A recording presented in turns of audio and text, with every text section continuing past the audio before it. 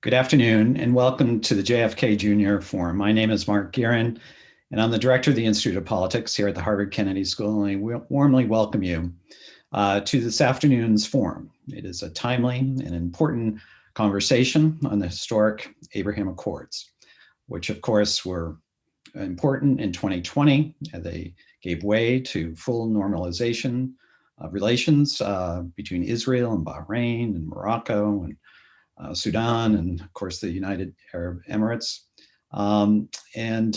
We are fortunate that our fellow from this past semester, Bonnie Glick, has convened and brought together two ambassadors who can reflect on this accord and reflect on this important step in the Middle East, for which we're all hopeful for peace and stability. And so we're grateful to Bonnie. Of course, she came to us having most recently served as the Deputy Director and the Chief Operating Officer of the U.S. Agency for International Development. And she has led a vibrant study group and has been an important community member. So Bonnie, we thank you. We also welcome Ambassador Yousef Al Otaiba from the UAE to the United States. He has been with the embassy since 2008 and is certainly considered a key architect of the Abraham Accords. We're delighted to have you here and delighted for your participation in Bonnie's study group as well during the semester. And Ambassador Sheikh Abdulla bin Rashid bin Abdulla Al Khalifa, who is the ambassador from the Kingdom of Bahrain to the United States. And both will bring their perspective, both will bring their commitment to this conversation. And on behalf of the Institute of Politics and the Harvard Kennedy School, we're grateful to you and we warmly welcome you. And I'll turn it over to our colleague, Bonnie Glick, to moderate today's conversation. Thank you, Bonnie. Mark, thank you so much. Thank you for the gracious introduction. I'm delighted to be joined today by two fixtures in Washington, D.C., Ambassador Al Otaiba and Ambassador Al Khalifa. To both of you and to all in the audience who are celebrating today, Ramadan Mubarak. Each of these ambassadors has a wealth of experience across their professional careers, and now they also have under their belts one of the most significant advances toward peace in one of the world's most intractable regions. Quite honestly, ladies and gentlemen, I'm nothing short of honored to be here today with these two great peacemakers. And since it's them you want to hear from, let's start with a few questions. Ambassador Al Otaiba, you've served your country as ambassador in Washington, D.C. across now 4 American presidential administrations, and you've seen a lot of changes. Many of those changes have been driven by you in the course of the bilateral U.S.-UAE relationship. I'm wondering if you could please share one or two of the most important or historic moments during your time here in the United States and how these events have enhanced U.S.-UAE relations. Thank you, Bonnie. It's great to be with you.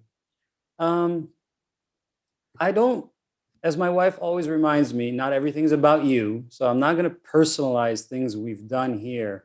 But I look at the US-UAE relationship as a kind of very robust, ongoing, dynamic relationship that constantly needs to evolve and improve. And so, there's no finish line for where this relationship ends or where level it needs to reach.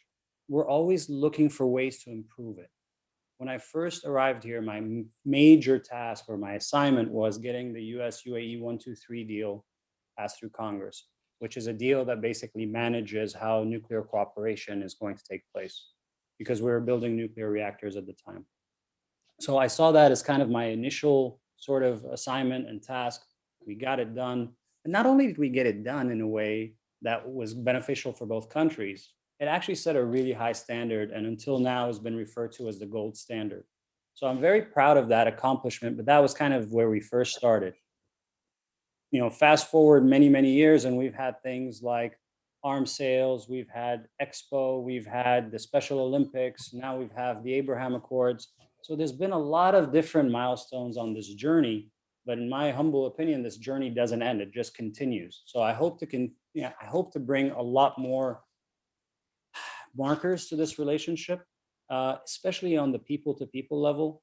We, a government, we can help shape policy. We can help put regulations in place. We are in charge of the government-to-government relationship. But that's only really the tip of the iceberg. It's not until people actually get to know each other and understand each other that the relationship becomes built on a much, much more solid foundation.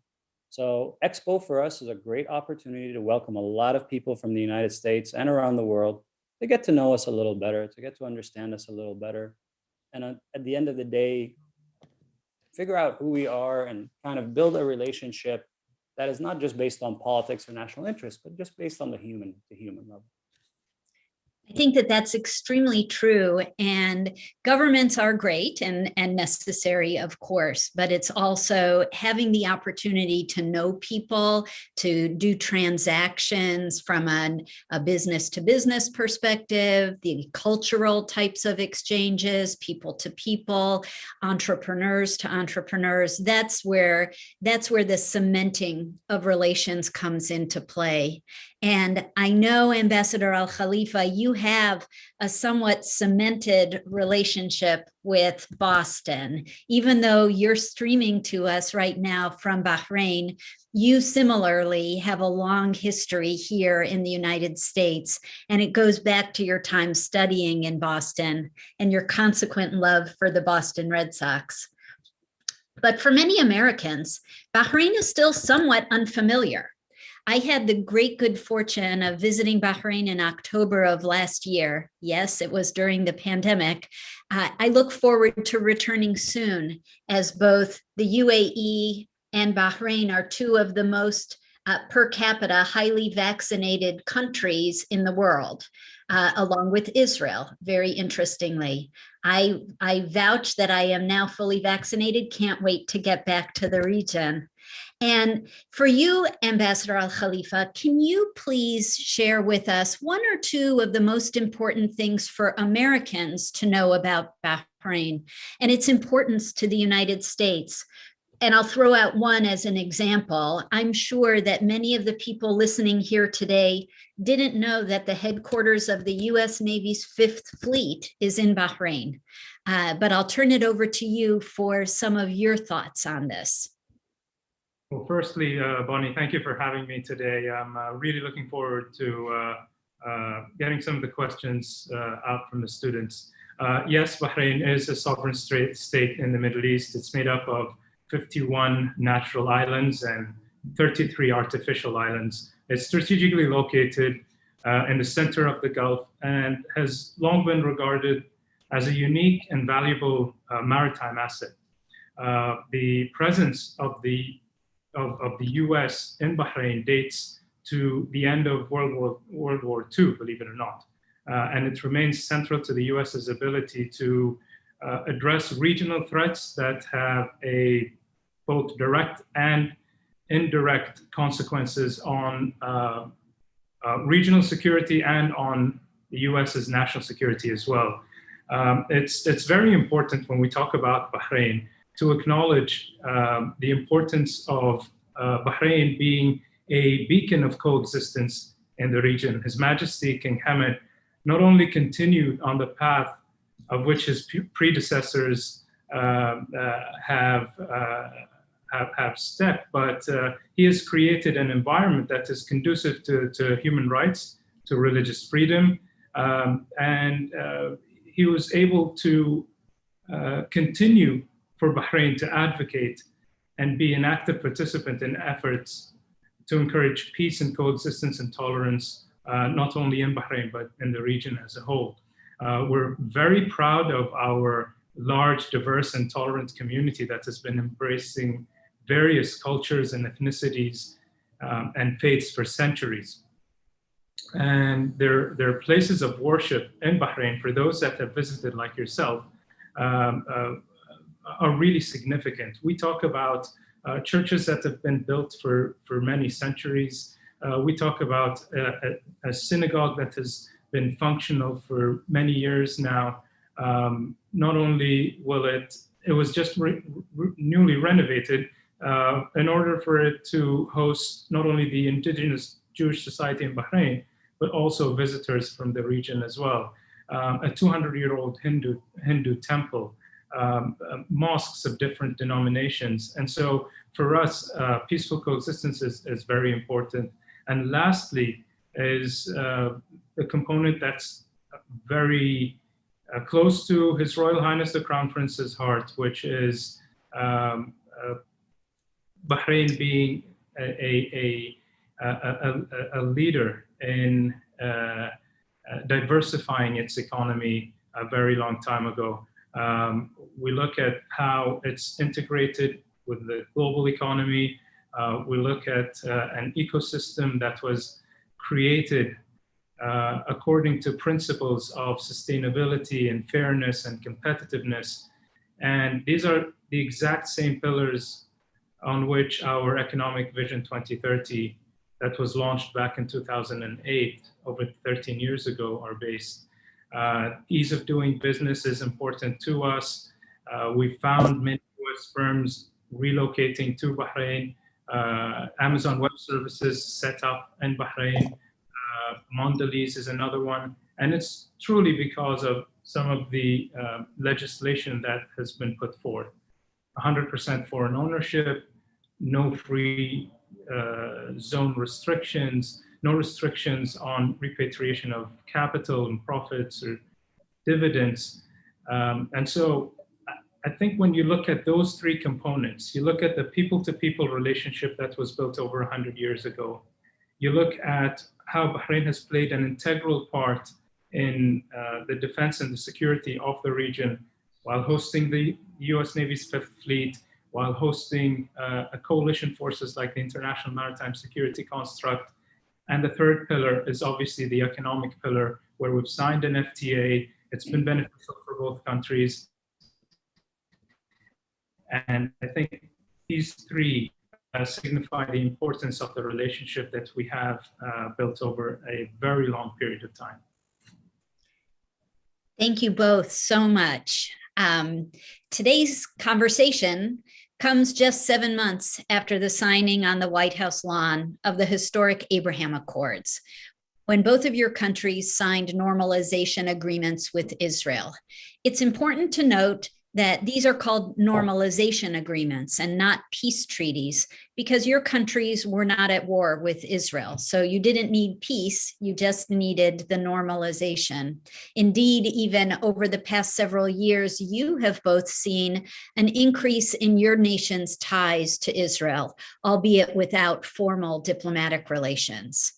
Now each of your countries has named an ambassador to Israel. And I have to say, there's tremendous support for them and their work, both in Israel and here in the United States. And Ambassador Al Otaiba, I'll tell you, Ambassador Al Khaja's posts from the UAE embassy in Israel, he posts more on Twitter than almost anyone else I know. He has an amazing and very highly followed social media presence. The trail that your countries blazed has also laid out the path for other countries, similarly, to normalize relations with Israel, including Morocco, Sudan, and Kosovo. The path is now there for other countries to recognize that economic integration in the region with Asia, with Africa, is a force for good and a strategic means to counter common adversaries. Now, I know that no one has a crystal ball, but which countries do you think are likely to follow your leads in normalization of relations with Israel? And with this question, I ask it both in the context of the Arab world and outside the Arab world, say in Asia or Africa. I know that a lot of people talk about Saudi Arabia eventually normalizing relations, but I think that other countries will probably come first. What do you think, Ambassador Al Khalifa? Thank you for the question, Bonnie. I think I'm not quite sure who's going to be next. There's a lot of talk about countries from Asia and countries in Africa. But I think what's important for us to do here is to show the benefits of the successful model that has been built and the benefits that the people are seeing as we move forward with those measures. There are a number of MOUs that we have signed. There's a contract that we just signed with an Israeli company looking at electricity and water. And so I think it's very important to show success within the model as we move forward to make it more and more enticing for others to join. What about you, Ambassador Al Otaiba? Yeah, so my selection skills aren't very good. If they were, my NCAA bracket would have looked totally different. It's hard to pick and choose which ones will go and which ones won't. Like Ambassador Abdullah said, I think it's incumbent upon us, and we bear the burden here to prove that this experiment was a success. Everybody's going to watch and see. Look, you have different dynamics today in Washington than you did 6-7 months ago. You have very different dynamics in Israel today.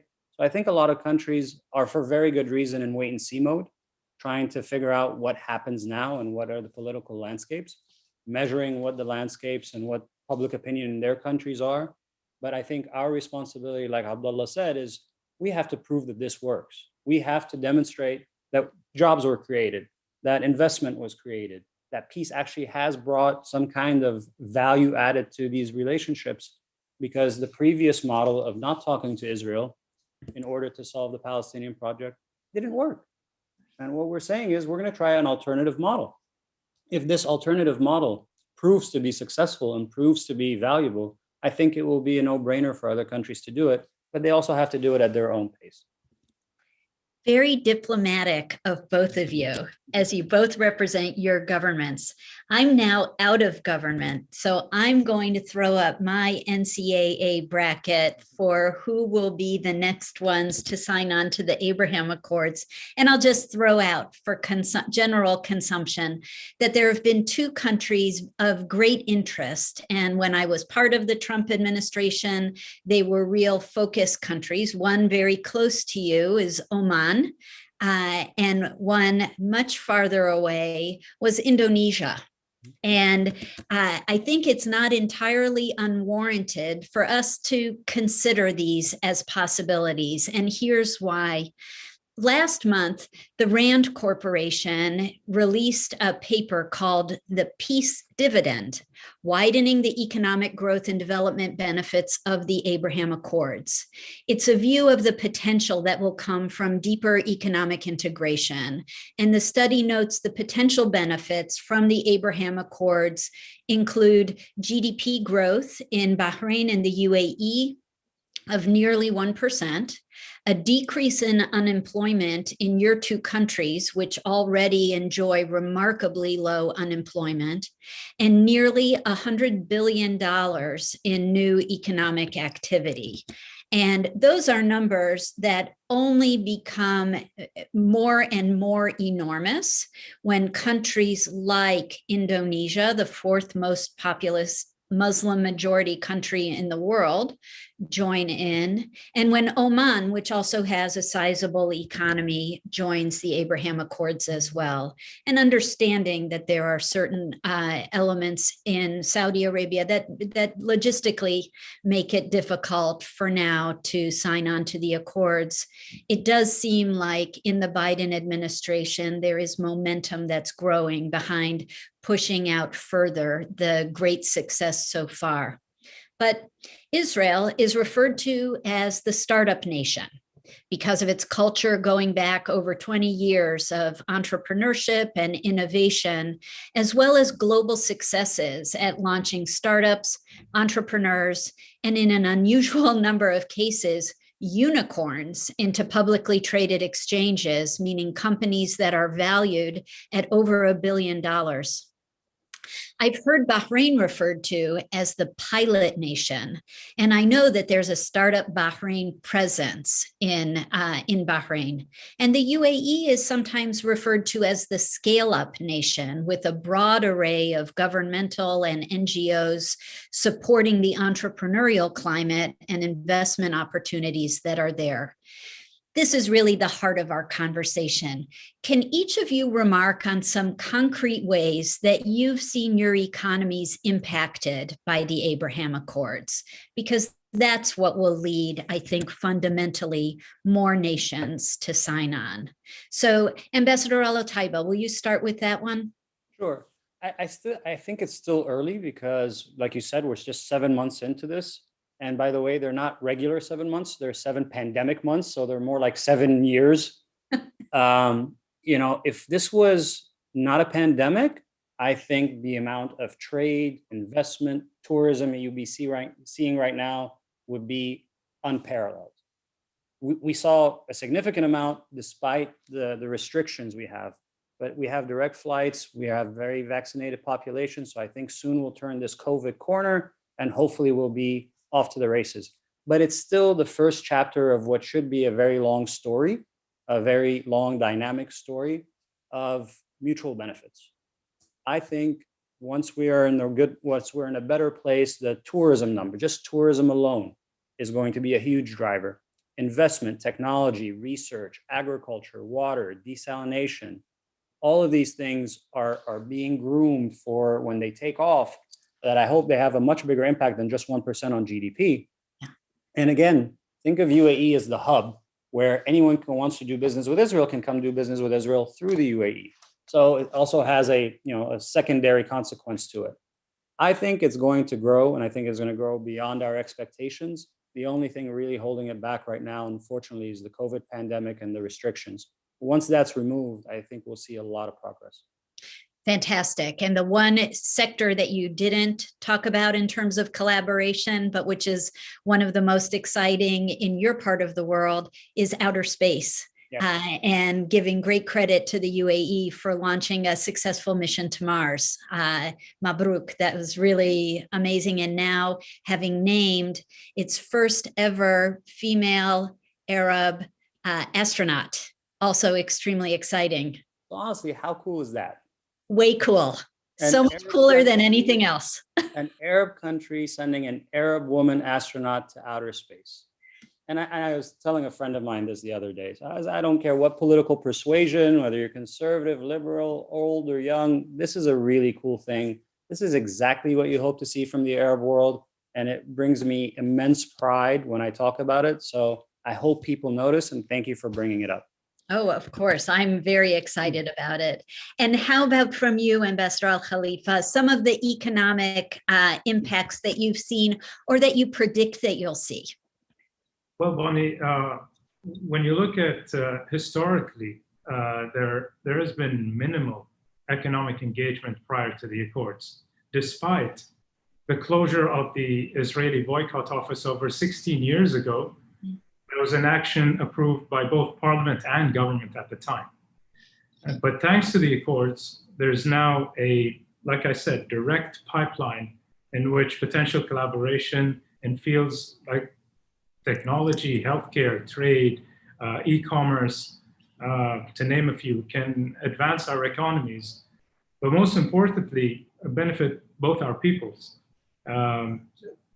This will definitely create a multiplier effect, which would create more opportunities in many different career paths. Now, the way we view normalization as unleashing of opportunities in not just Bahrain and Israel, but in the region as a whole.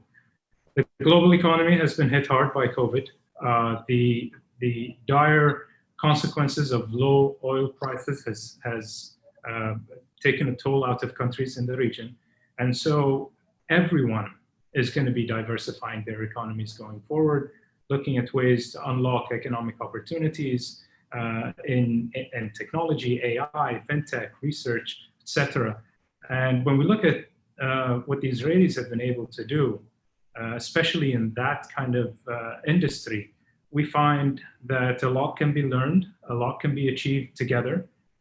And maybe going back to your earlier point and how the US can continue to play an important role in this, there are ways of exploring, let's say, FTA origin rules, for example, where countries within the accord get treated differently than others.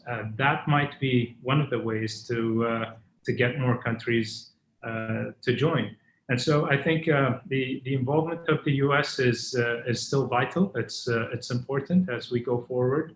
Like I said, I think that as time goes by, we will be seeing more and more collaborations across industry. Obviously, representation in Israel with the announcement of our ambassador a couple of weeks ago is going to elevate that cooperation, and we're hopeful to see a lot coming out of it after all these MOUs have been signed now. That's wonderful. And one of the last stops that Ambassador Al-Khaja made right prior to the beginning of Ramadan was to a falafel stand in Jerusalem. And he tweeted about that, and the whole Twitter sphere, I think, went wild with, you don't normally have an ambassador popping in saying, hello, I'm the ambassador from the United Arab Emirates, and then tweeting about it in Arabic, Hebrew, and English. It's really, he's been taking the place by storm. And I'm sure that the same will be true when Bahrain's emissary arrives in Tel Aviv, that the welcome will be equally as exciting and as electrifying. So congratulations to both of you on that. I'm sorry that here in Washington, we're a little bit more staid and boring than the environment of an arrival in Israel. Bonnie, can I ask you a question? Yeah. A year ago today, would you imagine that there was going to be a UAE ambassador in Israel tweeting about a falafel store? Right, exactly. Probably not, because it was probably Passover during that time. But even that, jokes aside, never in a million years did anyone imagine how far we would have come in this 1 year period. It's been like lightning running through so quickly. And it really, to me, demonstrates the hunger for this in all of the countries that were involved in the Accords. And that excitement and that energy coming from the Gulf is something that I hope catches fire in a good way, and extends and expands, which I guess leads to the next and the tough question of the elephant in the room, and that's Iran. When the Abraham Accords were signed in September, there were a lot of pundits around the Washington, D.C. Beltway who said that it was an agreement that was basically just to show solidarity in the face of a common enemy that all of your countries face, Iran. And while that may be true in the area of security and military cooperation, can you describe, Ambassador Al-Khalifa, we'll start with you on this one, how the Abraham Accords have expanded beyond the immediate security threat from Iran? Well, Bonnie, allow me first of all to correct the information for all of those who have made this assumption, and that the Accords came to deter Iranian aggression in the region. The Iranian regime and its malign activities in the region remain real, an existential threat to both Bahrain and its neighbors. But when we talk about the Accords, it's about hope. It's about positivity. It's about unlocking opportunities. And that's probably what got a lot of people here motivated to look at different ways in collaborating with their counterparts in Israel. Now, as we move forward, it's going to be interesting to see collaboration within those realms as well, defense and security. All the 21 MOUs that were signed so far have not been in defense or security realm. But it's a fact that we share a lot of common challenges, and it's always a good idea to learn from one another. I appreciate that comment very much. Just setting the record straight, that you can be a pundit and claim expertise and say, this is only about Iran. But thank you for setting the record straight to the inaccuracy of that statement. Ambassador Al Otaiba, what are your thoughts on the Iran predicament that all three countries are in? So I feel I can speak with some level of authority and confidence since I was the one in the room negotiating this. And I'll second what Ambassador Abdullah said. This was not designed with any other country in mind. It really wasn't. There was no conversation about Iran or Turkey or China or anyone else. This is a result of a changing mindset, a new paradigm. I find that people are tired of conflict. People are frustrated. People have gone through a series of civil wars and dysfunctional states and COVID, and people are tired of the environment they're in. This is about creating hope, about creating trade and investment and jobs and prosperity, and trying a new approach to a conflict that has been stuck for 50 years. The almost 20-year anniversary of the Arab Peace Initiative, it's a great initiative and it's a great idea. The only challenge is it didn't work. And we've watched the two most influential countries on the Palestinian issue are Jordan and Egypt. Why? Because they have a seat at the table, because they have a channel, because they can communicate. We want to play that same role in trying to resolve conflicts. We're trying to bring the temperature down in the region. We're trying to focus on our economy. That is what drove the Abraham Accords. Not about any other country, but trying to create a better future and a better opportunity set for people in our part of the world. Wonderful. And you raised this. I'll pick up on your line. The Palestinian Authority wasn't part of the Abraham Accords. And many people wonder how the UAE and Bahrain decided to decouple normalized relations with Israel from the Israeli-Palestinian conflict. I think you just alluded to that very nicely. The negotiations between the Israelis and the Palestinians had stalled. Is a negotiated peace between Israel and the Palestinians a requirement for other countries to normalize relations with Israel, or can normalization occur simultaneously but without being dependent on peace negotiations between Israel and the Palestinians? Ambassador Al Otaiba, maybe continue with that line that you were taking. So I think now you have a group of countries that have decoupled it and said, we can still do both. We can do business with Israel and have a tough conversation about the Palestinian issue at the same time. And I think there are some countries who have said, no, we're not going to make any progress until the Palestinian issue is solved. That's fine. That's fine. Everyone has the right to their view and their policy. And I don't think there's a right version or a wrong version. I think we've chosen the path that we believe is ultimately in the best interest of the UAE, particularly on the economic and prosperity side, which is a central tenet of our foreign policy today. So I think you're going to have these two camps of some countries who are saying, let's try this, and some countries say, no, we'd rather wait. And I think that is a fair approach. Great. What do you think, Ambassador Al Khalifa? And then after this, maybe we'll turn it over to the students for some questions. Again, I don't think it's a requirement. Bahrain definitely doesn't see it as a requirement. The mindset for achieving peace, a peaceful resolution, has really changed in the region, and the way we're addressing the problem has also changed. So perhaps this is going to be a new opportunity to look at an old issue and to find other ways in progressing, but at the same time opening up an avenue for discussion, for incentivizing all the stakeholders to come to the table to start some sort of process that will lead hopefully to a better result.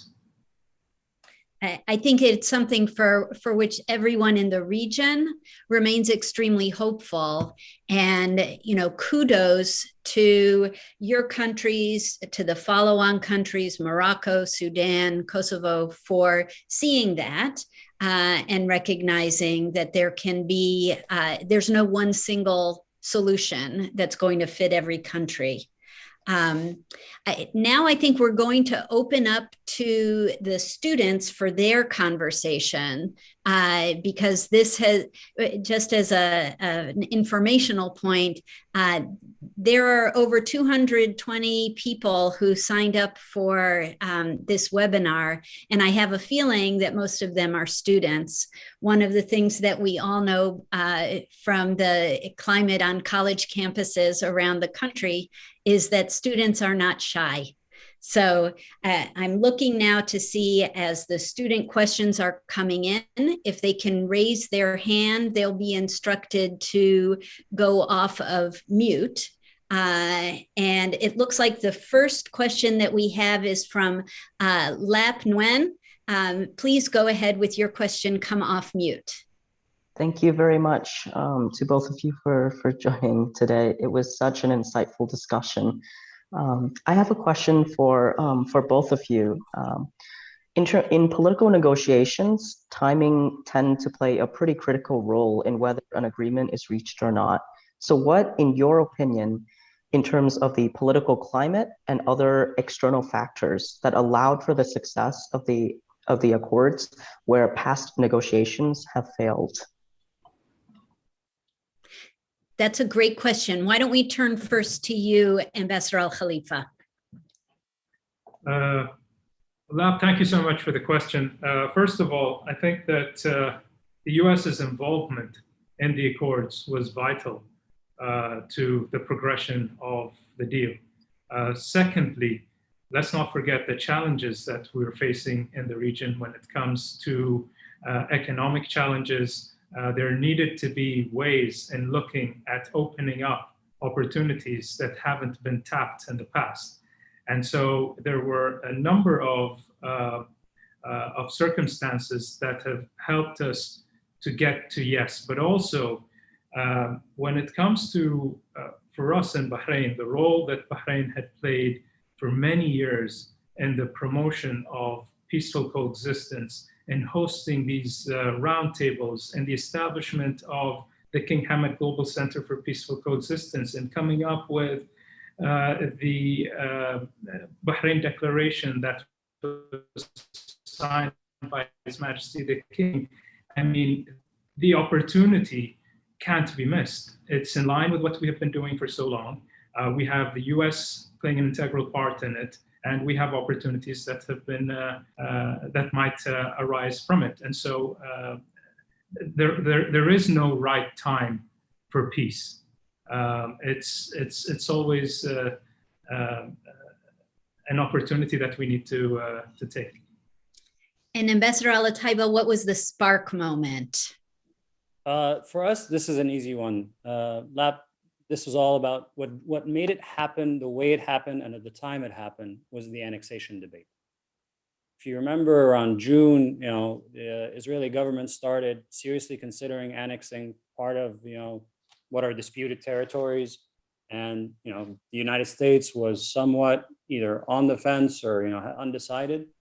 And I believe, and I still do, that annexation, had it proceeded, it would have been disastrous for the region. It would have been disastrous for Israel. It would have been disastrous for the US, because the US would have had to defend this incredibly unpopular decision in the Middle East. So we wanted to desperately find a way to avert annexation. And once we started talking seriously with the White House in about early July, and once we uncovered that this is going to be the way out, where we trade annexation, or at least a suspension of annexation, for normalization, and everybody realized how much better of a deal this is, the negotiation was actually really easy and very straightforward. And we finished most of the negotiation within about 4 weeks. But I think a second question, tagged onto your question, the other thing that is needed in a healthy or successful negotiation is trust. I've had 2 or 3 people that I've negotiated with on a daily basis that I completely trusted, and I believe that they trusted me. And so the negotiation was successful because we knew that the other one was going to deliver. I didn't worry about them trying to, back out on something that they had committed to. So I think the timing is driven by annexation, but 2, we had really good negotiating partners where we had a really good, healthy relationship, and that's why we are where we are today. Great. Thank you very much. Thank you for the great question. Now we have Jamal. Jamal, why don't you go off mute and come on camera and ask your question? Amazing, thank you. Thank you all for a great panel. I really appreciate it. I want to come back a little bit to what you were mentioning, and also about the conversation about decoupling Palestinian self-determination, along with the question of normalization with Israel. So throughout the past decades, a key conversation point around normalization with Israel was very much conditioned on the realization of Palestinian rights, as well as compliance with UN resolutions. I want to just hear a little bit more and ask the ambassadors to elaborate as to how the Abraham Accords have, a lot of the conversation was about like the economic growth that it brought to the region. But I would be curious to hear a little bit more about how this alternative model towards approaching Israel is seen as an effective way to bring about Palestinian self-determination and compliance with UN resolutions. Thank you. Thanks, Jamal. Great question. Ambassador Al Otaiba, I'll go first to you on this one. Yeah, so like I said before, I think we are looking to be sort of similar to Egypt and Jordan, where we have this healthy conversation, where we can do business with Israel and yet have a very tough conversation about Palestinian and the two-state solution. I think because of the Abraham Accords, the two-state solution is still an option because it had annexation preceded. You know, the topic of our seminar today would be, what does the one-state solution look like? And I think, you know, we're very happy that we're still able to, at least in theory, talk about the two-state solution.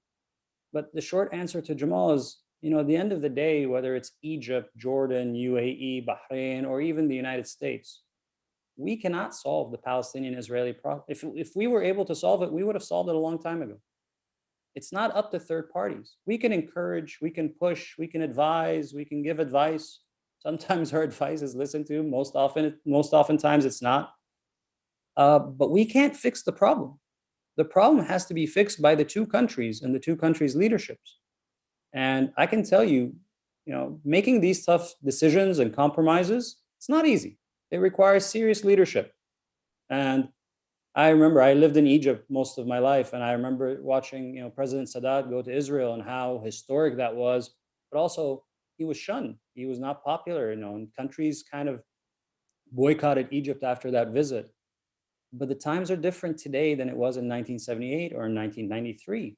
You know, people are looking after their interests. And yes, we're very invested and very focused on the Palestinian issue. It's going to be hard for a third country to be more focused on the Palestinian issue than the Palestinian leadership. And how about you, Ambassador Al Khalifa? That was a great explanation. Just to add to Ambassador Yousef's point, we've made it very clear from the start that we have not abandoned the Palestinian cause. From the South Lawn, our foreign minister talked about the two-state solution. It was clear in where we stand. When the Peace to Prosperity workshop was hosted in Bahrain, it was again the same stance. Invitations went out to everyone. The encouragement of all the parties to talk to one another is one that we will continue to do. But like Ambassador Yousef said, at the end of the day, we can do all what we can, but it depends on those that are in it to discuss and move forward. And if I may, I'll add to that. When I was in Bahrain in October and the Abraham Accords were perfuming the air, and Sudan had just agreed to sign on to the Abraham Accords, there was a fascinating news show in Arabic in Bahrain with a Palestinian professor from here in the United States and a Sudanese minister of state. And the Palestinian professor was launching into the Sudanese minister for having abandoned the cause. And the minister's response was really telling, and I think it aligns very much with what the ambassadors have said as well, which was, we've spent Since 1968, when we hosted the Khartoum conference, we've been in the trenches with our brothers, the Palestinians. And what we have gotten from that is a designation as a state sponsor of terror. And we're one of the most impoverished countries in Africa. Now is the time that Sudan is acting for the Sudanese people and making decisions for the Sudanese people, because we can't want peace more than the Palestinian people, and the Palestinian leadership want peace. So it's a great question, and they were compelling answers. I think now we'll turn to Christopher, please. Come off mute. Hi there. Thank you so much. This has been a really fascinating chat for me to listen in on. It's been kind of the focus of much of my academic work recently, actually, is the Abraham Accords. So my question is, you both mentioned some tremendous benefits early on that you're already seeing economically, et cetera. What is the most important piece to continuity of this agreement and expansion? And I guess built within that, are there any external threats that should be very top of mind for all of the countries who are engaged in this accord to ensure its continuity? For example, I think of something like a re-engagement with Iran on the JCPOA from the US perspective. How does that factor into all this? I know there was a couple of layers to that, but would be curious to hear your perspectives. The short answer on the threats is it doesn't. It wasn't part of the discussion. It wasn't part of any of the lead up in the negotiations. You know, these are things that we can coordinate on, but I don't think the Abraham Accords makes any fundamental difference to the way it was before the Abraham Accords or post Abraham Accords. The most central piece of the Abraham Accords and a lot of what we're doing today for us is, again, the lesson that we've learned from COVID is we really need to focus on the economy. We are all about business. We're all about increasing our GDP. How do we find anything, whether it's the Abraham Accords or a free trade agreement with the United States, that ultimately helps us serve that purpose? How do we help the UAE become an even more attractive hub for the region? How do we encourage more foreign direct investment into the UAE? How do we expand tourism? You know, by the way, I don't know if you guys know, but pre-COVID, tourism was 11% of GDP in the UAE, 11% of a $400 billion economy. That's something we want to get back up and even take higher than 11%. And I think Expo is going to help us in that. But for us, it's really all about growing the economy. So whether it's Abraham Accords or anything else, kind of that's the first lens we analyze things through. How does it help grow our GDP? And what do you think, Ambassador Al Khalifa? We've talked about economic opportunities. We've talked about those MOUs being signed, sharing best practices. But I just go back to the announcement of the establishment of diplomatic relations. And what does that mean? At the end of the day, it's two nations talking to one another. And sometimes we have relations between nations, but that doesn't mean that they see eye to eye. But here we have a situation where we are looking at a warm peace. We're looking at the economic benefits. We're looking at the people-to-people relations. We're obviously looking at our Jewish indigenous society and how they can work with folks in Israel to move forward. And so, yes, there's that strong economic pillar, but there's also a willingness and hope for a warm peace between the nations. Thank you so much. Our next question is from Mayoa. Hi, Vani. Welcome back, Ambassador Al Otaiba, and thank you for speaking with us today, Ambassador Al Khalifa. My question revolves around just the give and take in diplomacy. I think you've spoken a great deal about the benefits of the Abraham Accords, but I'd love to hear if there are any things that were lost in negotiations in coming to the agreement, and if you would like to see them pushed in future agreements. It's a great question. Ambassador Al Khalifa, why don't we turn that one to you first? I mean, at the time, this was a historic decision. It wasn't an easy decision. It wasn't a decision that can be taken overnight. There were ramifications, obviously. There were threats that we had to assess, and we continue to assess. But at the end of the day, if we're looking at the quality of life for individuals that are living in Bahrain. And we're looking at opportunities for them to further work with others in the region. I think that the deal has struck the right string, and we are on our way to a fruitful relationship with the Israelis. As time goes by, we will see more and more success stories that will hopefully surface and help us demonstrate how important it is of a relationship. That's so true on so many levels. Ambassador Al Otaiba.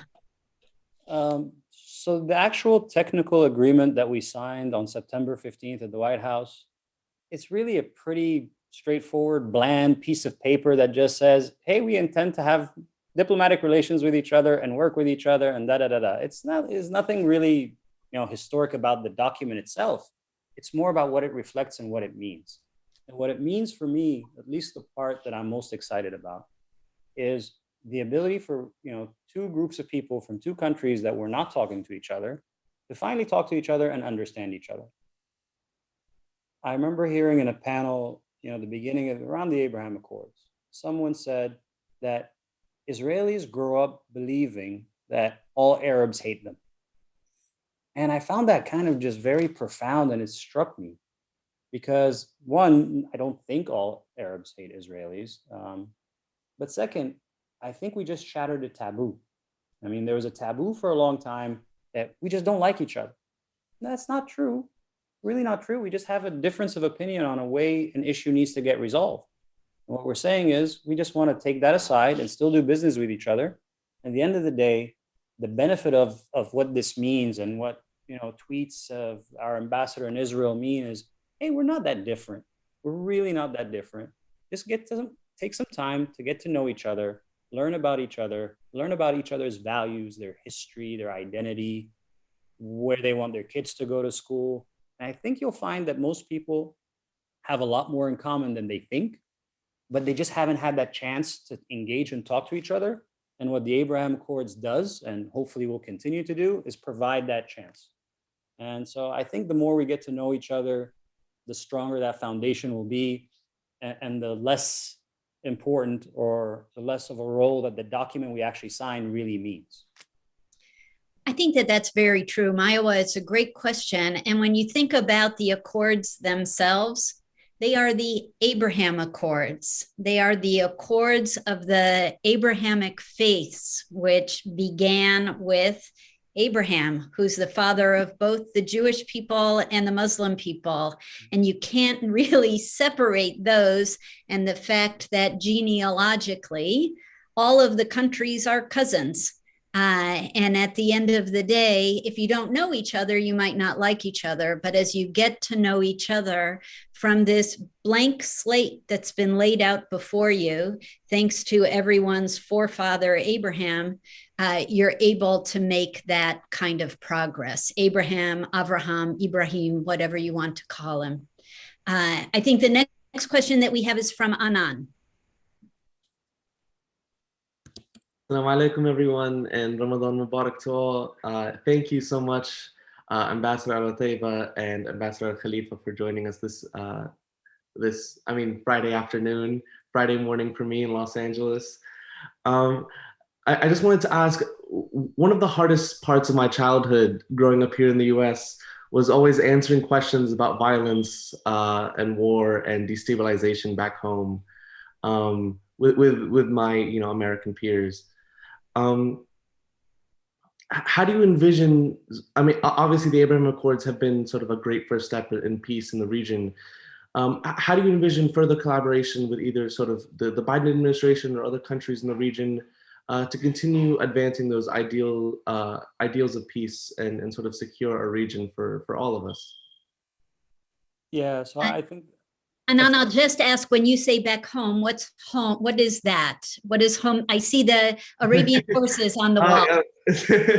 Of course, yeah. My dad put that up, and of course we have to have that up all the time in the house, along with many other paintings. Back home for me is Palestine, but for all of my family, it's now Amman, Jordan. Okay, very good. Thank you. Thank Ambassador Al Otaiba. So I think whether it's the Biden administration or any future administration, for us, the best way to achieve peace is by trying to deliver prosperity. I think trying to grow the economies, trying to create job opportunities, trying to create a better flow of trade and investment is the best way for peace. And I think that's what we're trying to do. That's what we're focused on in the UAE. But we're also like very hard at work with the Biden administration on keeping the temperature down in the Horn of Africa, right? We're leaning into trying to encourage everyone in the Yemeni, discussion to have a political solution to end the Yemen war and the Libya war. And so I think we're coming out of an era where we've seen violence and tensions that have basically ill-served the people of the region, particularly the young people like yourself, Anand. And we're trying to change our direction and focus on the economy, on creating jobs, on creating investments. I don't look at this politically, but if the UAE and Israel co-invest in a startup somewhere that ultimately provides jobs either in Palestine or Jordan, wouldn't that be a good thing? Even if we don't solve the bigger political problems. So that's how I look at it. I think we're just trying to make incremental progress, keeping the temperature down, focused on diplomacy, and really focused on the economy and prosperity. That's how we see it. And one of the things that you point to that I think too is so critical in what we're driving at in this conversation is the permanence of the Abraham Accords is not driven so much by governments, but really by people. And once you have the tourism resume, although it's been insanely busy even during COVID, but once you have tourism resume, once you have commerce and business and entrepreneurial exchanges, then you really see the permanence that benefits all populations. Ambassador Al Khalifa, your thoughts on this, and then we'll wrap up with one final very short question that I have for you. So Anand, thank you for the question. As you have heard today, the set of priorities for governments in the region has really shifted. And we're looking at the quality of life for our people. We're looking at ways to further enhance peace in the region. We're looking at human rights. We're looking at sustainable development. These three pillars are the pillars of our foreign policy today, as per discussion 2 or 3 days ago with the foreign minister. I'm sure you figured out that I am in Bahrain. And so I think that without these three components, it's very difficult to achieve security. It's very difficult to achieve prosperity. It's very difficult to achieve a better quality of life. And so these three buckets are what we're looking at in terms of our domestic policy, our foreign policy. And it's one that I'm pretty sure that a lot of countries in the region are also seeing. We're looking at a brighter future for younger generation, and that's a very noble cause that we hope to achieve as we progress in our careers. Your Excellencies, this has been an incredible conversation. If I may, I'll ask one final question and we'll make it a fun one. I'll turn first to you, Ambassador Al Khalifa, because it's already past sunset in Bahrain. At the end of your day of fasting, what is your favorite food item to eat in order to break the fast? And then Ambassador Al Otaiba, I'll ask you the same question. Well, it's look, breaking fast in DC is very different than breaking fast in Bahrain. When your parents are across the table and there's food that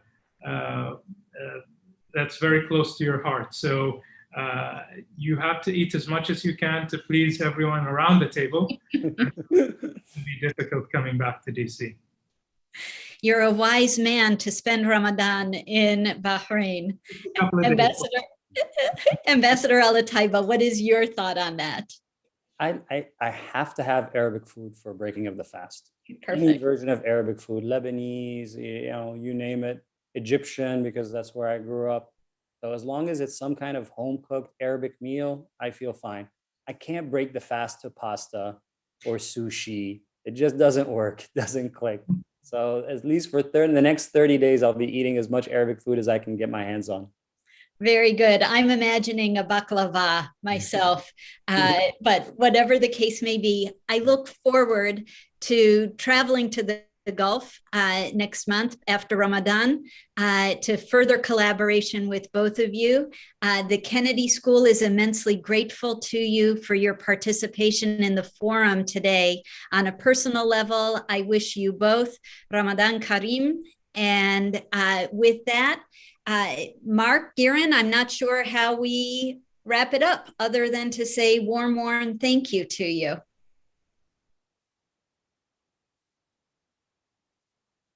That may be it.